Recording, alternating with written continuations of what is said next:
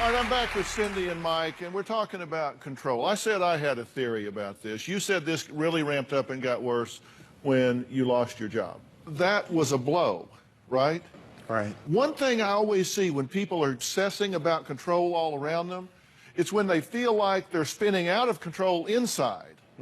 And so they think, okay, if I can control this, if I can make everything exactly right, if my external world is very orderly and everything is under control and I'm dictating what happens, then I have just a moment of sanity. It's like my anxiety diminishes just a little bit. And so I kind of get a fix. If I can control you, I'm not focusing on me, I'm focusing on you, which means we're not talking about me, we're talking about you. And you give him lots to talk about, don't you? I do. Because you drink and you rebel against him and you go badmouth him to your family and then they all dog on him. Right. So y'all just have a donkey barbecue and he furnishes the ass, right? I mean, Exactly.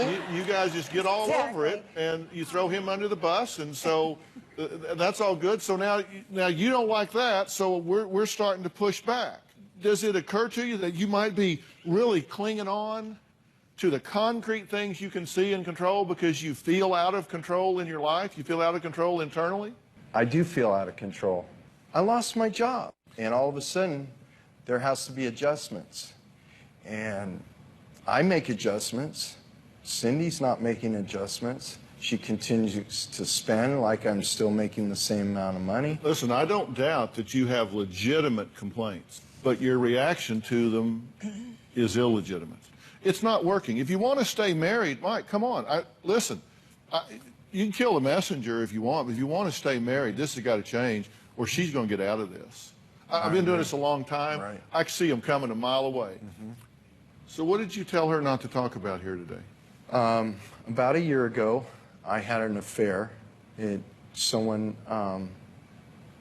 I told her a year ago. After 12 years, I told her that. So you didn't have it a year ago, you had it 12 years ago. That's correct. And you told her a year ago. That's right. You just thought, it's been 12 years, it's time to tell her this? No, Why did you do it? guilt's a bitch. It was the only way that I felt something could change. What'd you want to say? He told me because it was the only way that he could have a clear slate with God, and he would be able to have a sanctified life. It really destroyed me. Not that he had an affair, that he told me. I did not want to know about it. I didn't think after 12 years he should have told me. I blew it. I made a mess. And I wanted her to know, because how can I be married to someone and they don't know the truth? I have no secrets with Cindy. There are no more secrets between us.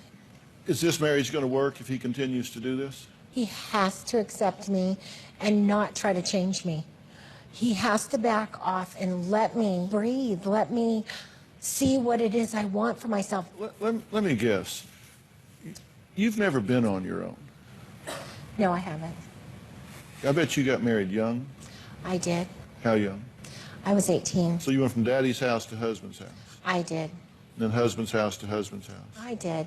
Husband's house to husband's house. I did. Do you feel like you need to have a man in your life? I do. But you understand, you two can play into each other's bad points here. You can have this need to be affiliated, and you can have this need to control your environment, and you just play into each other's bad points. And you know, Yes. Dr. Phil, I mean, a controller knows a controller. I feel like Cindy can be controlling in my life as well. No, trust me, you're aggressive and she's passive aggressive. I totally get it. She sabotages you like you wouldn't believe. Yes. But I Make no question about it. But I'm going to tell you this. If you don't change this dynamic, you're going to be divorced and you're going to be going on to your fourth husband. She'll replace you before dark because she doesn't know any other way to live.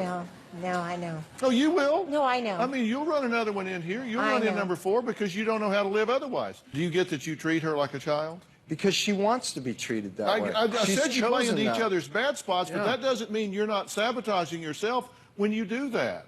Can I ask you a question? Yes. A scenario. Can I bring up a scenario? She puts the knives in, and we've talked about this a lot with your staff. She puts the knives in the dishwasher, and when she takes the knives out of they're pointing up, the Right. pointed end up. And when she takes them out, puts them away, more times than not, I've seen cuts on her hands, Band-Aids, blood all over the kitchen. I've simply asked her, would it not be a better idea to put the pointed side down so you don't cut yourself anymore? You know, Is that controlling? No, that isn't how I cut myself. I've never cut myself on the knives in the dishwasher once in my entire life. I cut myself because I'm left-handed and I don't have left-handed knives, and I cut myself by cutting. That's it. So you don't even know how I'm cutting myself in the kitchen. Let me ask you something. Is this really a battle you want to pick? No. I don't want to fight with Oh, her. I mean, you love really Cindy. want to fight about which end of the knives are up in the dishwasher? If you're fighting about that, you got way too much time. You guys are making this a battlefield. You've got a free-floating anxiety, and you are dealing with it by trying to control her and your external world. If you will deal with the anxiety instead of displacing it on her and others, this will be over in a short period of time, like that. Your problems will be over. You can be happy. You can get a grip on your drinking and stop acting like a rebellious teenager. If you will just do that, and I can help you to do that. I can help you to do it, but this is all driven by anxiety. Okay. And a lack of insight as to how you are impacting other people. But if you don't do that, you're going to destroy this marriage. And you're going to drink yourself into oblivion, and then you're going to be a real catch. Let's fix this here. I will get you help with this anxiety. All right, look, marriage is supposed to be about compromise. It's supposed to be about negotiation. I want to know how you at home do that in your relationships. We've got a conversation going on right now on drphil.com, people watching this show, and also on my Facebook page. So log on and share your stories. I want to hear it. Now, we're going to add another couple to this conversation. We're going to flip it around. We have a controlling wife who says she has to follow her husband around to make sure things get done right. Now, I'm not done with Cindy and Mike. I want them to pay attention. Sometimes you can see things in others that you don't see in yourself. And then we're going to talk some more with this nice couple. We'll be right back.